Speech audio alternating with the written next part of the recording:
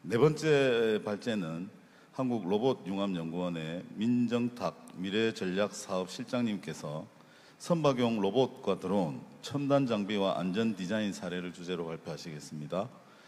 실장님께서는 2023년 국가과학기술자문회의 ICT 융합 전문위원으로 활동하고 계시고, 또 최근 인천공항공사 4차 산업혁명 자문위원으로도 참여하고 계십니다. 민정탁 실장님을 박수로 맞아주시면 감사하겠습니다.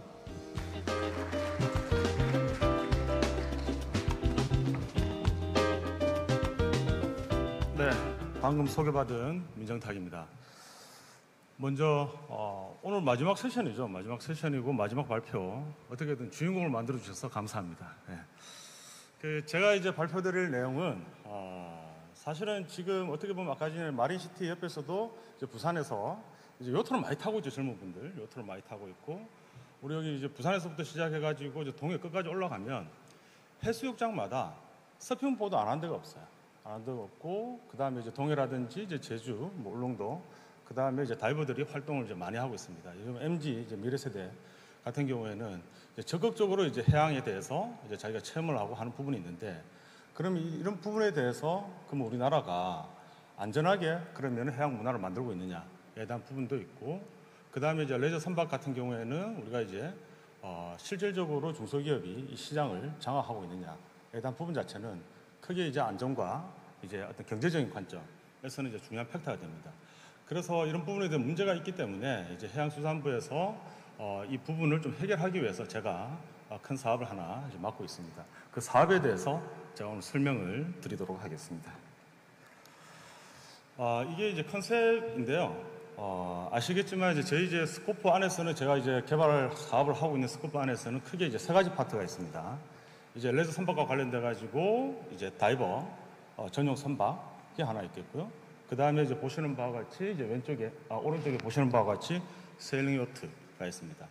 단순하게 이제 이 부분에 대해서 이제 중소기업이 좀 약간 이제 설계라든지 이제 디자인적인 어떤 이제 기술이 없다 보니까 저희가 이제 풀리 이 부분에 대해서 이제 제공을 해주고, 단순히 그 부분만 해가지고는 이제 글로벌 경쟁력이 안 되다 보니까 우리가 이제 이때는 항상 하는 이제 전략이 ICT 전략을 이제 씌워서 좀 넘어가려고 하는, 그래서 친환경적인 측면에서 다이버 선박 같은 경우에는 이제 좀 약간 동력에 대한 부분 자체가 풀리 이제 전기로 할 수는 없어서 하이브리드 형태로 이제 접근을 하고 있고요. 그 다음에 세일링 요트 같은 경우에는 전체적으로 이제 뭐 세일로 동력을 일으키고, 일부에 대한 부분 자체는 이제 전기로 추진하는 전기 추진 시스템이 되겠습니다. 요 이제 수상에서는 이제 두 가지 파트가 이제 개발하는 것이 있겠고요. 그 다음에 이제 수중으로 내려오면은 우리가 이제 다이버들이 사고가 상당히 많습니다. 상당히 많은데 이 다이버들을 좀 안전하게 이제 모니터링하고, 그 다음에 이제 관리할 수 있는 수중 로봇 파트가 하나 있겠고요. 그리고 다이버들에 대해서 이제 인체 정보를 이제 생성할 수 있는, 어떻게 보면 요즘 하는 이제 웨어러블 이제 디바이스적인 측면에서 첨단 어떤 이제 다이버 슈트를 개발하는 형태가 되겠습니다. 크게 한 세 가지가 있다라고 말씀을 드리겠고요. 과제는 제가 이제 2022년부터 2027년까지 6개년 동안 하고 있고, 저희가 전체 사업비는 한 449억 정도가 됩니다. 말씀드린 바와 같이 이제 크게 1번, 2번, 3번 오른쪽에 있는 이제 사업이 이제 R&D 사업이 있고, 이제 4번은 이 R&D가 비즈니스가 잘 되고, 그 다음에 이제 관련돼 가지고 이제 실험을 할 수 있는 어떤 인프라를 만들어주고 하는 부분이 좀 BR&D적인 측면에서 이제 네 번째 과제가 있는데, 네 번째 과제는 오늘 설명드리지 않고 1번, 2번, 3번 중심으로 설명을 드리겠습니다. 저희 사업에 대한 어떤 키 퍼포먼스 인덱스는 뭐 어떻게든 최대한 아웃풋은 본 적이 내야 되고요. 그 아웃풋에 대한 부분 자체는 제품을 잘 만들어서 성능이 나와야 되는 부분, 그 다음에 이제 논문이라든지, 그 다음에 사업화 이런 부분이 있겠고, 그 다음에 이제 기술적인 부분에서는 이제 저희가 이제 어떻게 보면 선박 같은 경우에는 좀 빠르게 이제 유럽이라든지 이런 레저 선박 같은 경우는 제가 좀 따라갈 수 있는 어떤 전략이 있겠고, 사실은 아까 수중 로봇과 그 다음에 웨어러블 이제 슈트 같은 경우에는 사실은 해외에서도 해보지 못한 저희 나라가 이제 처음 하는 도전적으로 하는 부분이 되겠습니다. 그런 측면에서 저희가 기술적 좀 우위를 가져가려고 하는 어떤 전략도 있다라고 말씀을 드리겠고, 경제적인 부분 자체에서는 이제 기업들이 충분히 이제 조선 선박과 관련된 부분에 대해서는 이것을 생산해내서 어떤 자국의 어떤 우리나라의 어떤 시장을 가져가고, 이제 크게는 이제 세계적으로 좀 경쟁력을 가져가는 측면이 있겠습니다. 그러면 첫 번째로 이제 과제인 중소조선에 대한 레저 선박에 대해서 어떻게 표준화 저희가 이제 제작을 하는 부분에 대해서 제가 설명을 드리겠습니다. 저희 여기 사업에서는 앞서 말씀드린 바와 같이 크게 이제 두 가지가 있고 하나가 좀 숨겨진 게 있는데 좌측에 이제 보시는 바와 같이 세일링 요트에 대해 가지고 저희가 전체적으로 디자인을 다 하고 제작까지 이제 중소기업들한테 이제 제공할 수 있는 배를 하나 만들 거고요. 보시는 바와 같이 이제 전기 추진 시스템입니다. 그 다음에 이제 오른쪽은 이제 다이버, 이제 전용 선박인데, 저거는 이제 하이브리드 타입으로 해서 한 30피트 급이 정도 됩니다. 급이 되고, 여기에는 자율준항, 아까 그냥 아비커스라는 말도 나왔었는데, 아비커스가 이제 참여해가지고, 이제 자율준항, 자율주행 부분에 대해서 참여를 하고 있습니다. 세 번째는 뭐냐면, 갑자기 이제 이 사업을 이제 진행하게 됐을 때, 안전과 관련된 부분인데, 지금 보통 보면 이제 다이빙을 어디서 하냐면 이제 어선에서 합니다. 어선에서 하는데, 그 어선에 이제 그 선내기에서 사고가 많이 나요. 뒷부분도 얘기 드렸는데 그 선내기를 이제 보호할 수 있는 보호망을 최저가에서 만들어 봐라 라고 해서 이제 저희 1세부 사업에서는 그 크게 세 가지가 있다라고 말씀을 드리겠고요. 지금 저희가 지금 2차연도 이제 진행하고 있는 단계인데 첫 번째 이제 세일링 요트는 이제 1차연도, 2차연 동안 이제 1차연부터 시작해서 지금 이제 디자인과 이제 상세, 이제 설계를 할 수 있는, 제작을 할 수 있는 도면이 다 나왔습니다. 그 다음에 이제 두 번째 이제 다이빙 이제 선박은 이제 개념 설계를 하고 있습니다. 개념 디자인을 하고 있는데 아마 이 부분이 이제 아마 우리 대표님도 이제 참여를 해서 제가 이제 디자인을 그려가고 있고요. 디자인이 단순하게 이제 국내만 디자인 전문가가 하는 것이 아니라 좀 글로벌한 이제 시장까지 바라보는 측면에서 국제적인 협력을 해가지고 이제 디자인을 설계를 하고 있습니다. 오른쪽은 지금 현재 컨셉이 좀 나온 부분이 되겠습니다. 그리고 1세부에서도 중요한 부분 자체는 저희가 이제 요즘 이제 자율주행과 관련된 부분 자체가 많죠. 지금 아비커스는 어느 정도 이제 소형 선박에 대해서 이제 연결해 나가지고 자율주행하는 부분은 대형 선박부터 시작해서 워낙 기술이 좋습니다. 근데 지금 이제 가장 좀 약간 요구하는 부분이 뭐냐면 그 부분은 저희가 이제 과업에 넣지는 않았었고요. 이저반할 때 사실은 이제 어떻게 보면 요트 하시는 분들이 가장 어렵기 때문에 이제 그 부분에 대해서 이제 자율주행할 수 있는 시스템이 들어가 있고, 그 다음에 이제 다이버 선박에서 이제 다이버를 하면 저희가 이제 다이버들이 활동을 계속 할 거 아닙니까? 그 활동하는 것을 이제 인식을 해가지고 자율적으로 이제 추종해서 따라가는, 그래서 올라왔을 때 이제 그대로 이제 선박이 있는 형태에 대한 이제 자율주행을 저희가 개발을 하고 있습니다. 지금 이제 제가 앞서 말씀드린 바 이제 세 번째 부분인데, 지금 이제 선내기 이제 어선점 밑에 사고가 많이 납니다. 최근에 이제 사고가 나서 이제 해수부에서 저희한테 개발해달라고 하는 부분 자체가 뭐냐면, 이제 다이버 이제 오픈워터를 한다든지 하는 사람들이 올라올 때 이제 그게 좀 약간 이제 해류라든지 좀 밀려가지고 딴 데 와요. 딴 데 올라오는데 그 다른 이제 선박에서 이제 포인트 이제 내리는 쪽이 있는데 다 올라온 줄 알고 이제 스르스르 켰죠.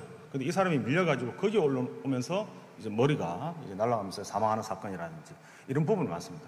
아니면은 이제 뭐 낚싯줄이 이제 걸렸다든지 어망이 걸려가지고 그것을 이제 해체하는 이제 다이버가 갑자기 이제 동력이 돌아가서 이제 죽는다든지 이런 부분이 많아서 지금은 어느 정도 이제 법적으로 저기에 대한 이제 보호망을 설치를 해야 된다. 그런데 이제 보호망을 어떻게 설치해야 되는지 그 어느 정도로 이렇게 해야 되는지 자체가 디자인이 안 나와 있어요.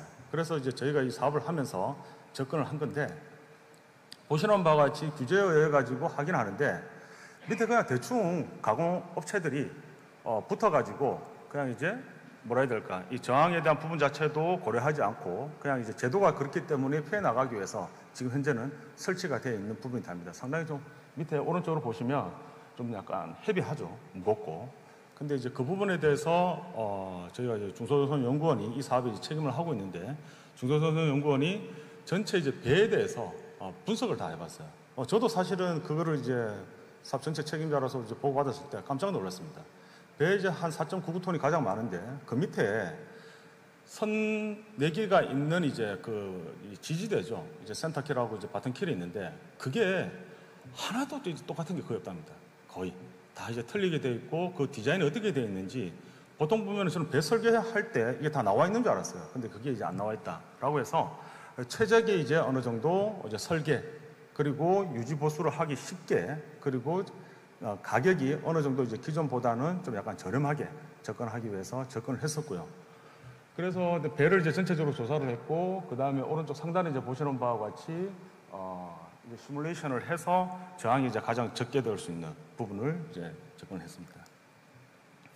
그래서 10월 저희 초에 중소유소연군이 이제 배를 이제 어느 정도 이제 선택을 하고 제주도에서 실증 테스트를 했습니다. 실증 테스트했는데 좌측에 이제 보는 것이 이제 선회기가 그 보호망이 없을 때, 그 다음에 이제 기존 보호망이 있을 때, 그 다음 오른쪽으로 이제 저희가 이제 설계하고 디자인해서 개발한 이제 그걸 했을 때 실증 테스트를 해보니까 그 어떤 스러스트에 대한 이제 뭐 이렇게 회전수라든지 그 다음에 어떤 저항 부분 자체는 저희가 이제 센서를 다 달아가지고 입회하에서 이제 실증을 했었습니다. 실증을 해보니까 기존이 만약에 한 15노트 정도 나간다고 했을 때 중간에 그냥 이제 어떤 이제 개념 없이 이제 만약에 뭐 어떤 보호망을 설치했을 때는 한 10노트, 그다음 저희가 했을 때는 한 12노트 정도 나오는 이제 개선하는 부분이 있겠죠. 사실은 그 부분 자체가 계속 운영하는 측면에서 봤을 때는 누적이 되면 에너지 측면에서 상당히 좀 중요하다. 그리고 이 부분을 저희가 이제 어떻게든 좀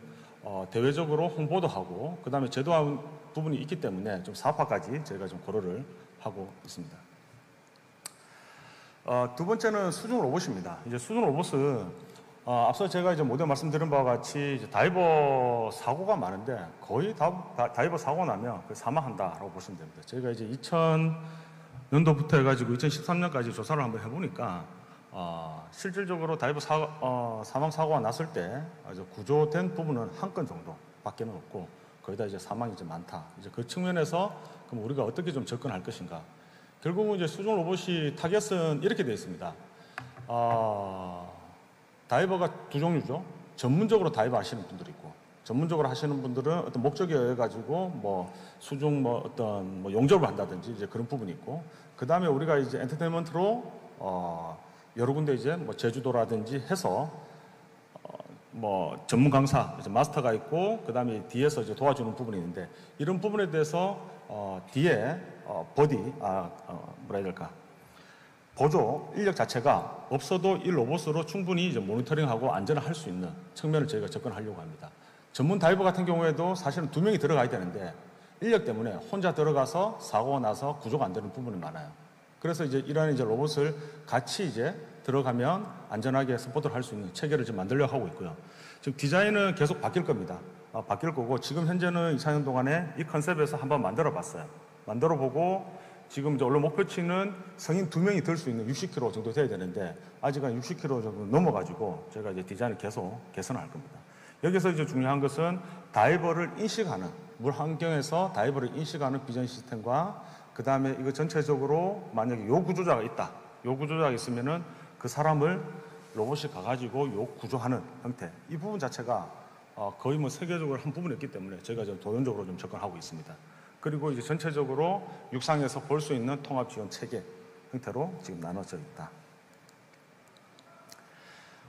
세 번째는 제가 이렇게 슬라이드가 차이 나는 부분은 오늘 주제가 이제 안전하고 이제 디자인하고 관련된 부분이 있어서 저희가 1세부는 디자인이 상당히 중요하죠. 선박에 대한 부분이고, 그 다음에 아까 전에 선회기에 대한 보호망 자체도 설계 디자인이 이제 중요한 관점이었고, 두 번째에 대한 이제 수중 로봇은 이런 파트는 이제 전문 서비스 로봇은 그 기능이 더 중요합니다. 기능이 중요하기 때문에 좀 디자인적 관점이 좀 많이 떨어져 있고요. 이제 세 번째는 이제 다이버 슈트인데 여기는 제가 봤을 때는 좀 디자인이 좀 들어가야 될 것 같아요. 이런 부분을 접근한 적은 없기 때문에 지금 보시는 바와 같이 이제 디자인은 이게 초기 이제 그 컨셉이었습니다. 말 그대로 이제 다이버 마스크 안에 지금 헤드업 디스플레이라든지 다양한 이제 정보를 전달해 줄 수 있는 시스템, 그리고 슈트에 사람에 대한 이제 신호를 받아가지고 디스플레이 뿌려주는 형태가 크게 두 가지가 되겠습니다. 여기서 더 저희가 이제 나아가는 것이 뭐냐면, 사람이 이제 예를 들어서 다이버가 문제가 생기면은 구조를 해서 위에서 병원에서 이 사람의 무슨 뭐 질소가 뭐 잠수병에 걸렸다, 어느 정도 걸렸다라고 하지만 물 안에서 이제 눈동자를 바라보고 이 사람이 의식 구조가 없어지는지 이 데이터 자체는 없어요, 지금 이제. 왜냐하면은 뭐 한 게 없죠. 병원에 가가지고에 대한 데이터는 많지만 실질적으로 활동을 하면서 이 사람이 어느 정도 질소 마취가 되어가지고 눈이 상태를 봤을 때 이 구조의 정보를 줘야 되는지 안 줘야 되는지 이런 부분이 지금 현재 병원하고 저희가 임상을 지금 준비를 하고 있는데 IRB 승인의 날짜는 저희가 좀 잘 모르겠습니다. 왜냐하면은 누군가가 마스크를 쓰고 그 다음에 어느 정도 마취가 아니고 질소 이제 포화도를 시켜가지고 의식을 없게 만드는 것 자체가 상당히 이제 위험성이 있거든요. 그런 부분이 있어서 지금 이 부분은 이제 의학적인 관점하고도 같이 연결돼서 저희가 접근하고 있습니다. 저기 좌측 상단에 이제 보는 것이 지금 이제 부산대 병원이 이제 들어와서 이제 IRB적인 측면에서 이제 데이터를 확보하려고 하는 부분이고요. 그래서 이제 어느 정도 이제 눈이 이제 동공이 좀 풀렸다든지 눈이 내려갔을 때 요 구조를 해야 된다라는 부분을 이제 저희가 데이터를 만들기 위해서 하고 있는 거고, 그 다음에 각각의 슈터에 대해서 이제 생체 정보 신호를 가지는 부분에 대해서 디바이스를 지금 개발하고 있습니다.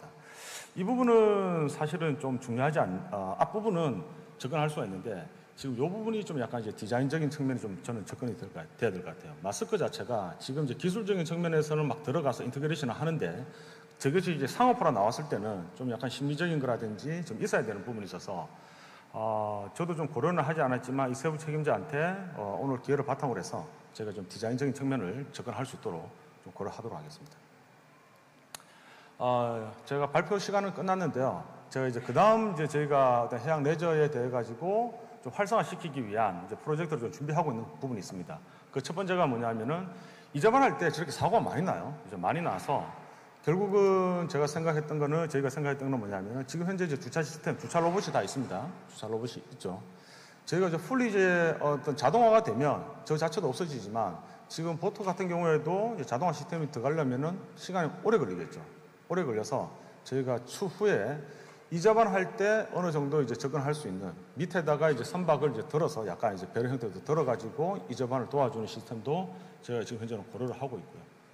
그 다음에 이제 두 번째는 이제 그 슬립웨이에서 이제 올리고 내리고 할 때가 좀 문제가 좀 있습니다. 그래서 저 부분에 대해서도 어떤 로보틱 기술과 저희가 이제 좀 이제 생각을 중소선하고 하고 있는 부분 자체는 자율주행이 어느 정도 되는 부분에 대해서 이제 양하역을 할 수 있는 이제 마운트를 올려가지고 저 부분 자체가 좀 쉽게 하는, 그리고 궁극적으로는 이렇게 마리나가 좀 스마트하게 될 수 있도록 저희가 그 다음은 좀 준비를 하고 있다라는 걸 소개드리면서 제 발표를 마치도록 하겠습니다. 감사합니다.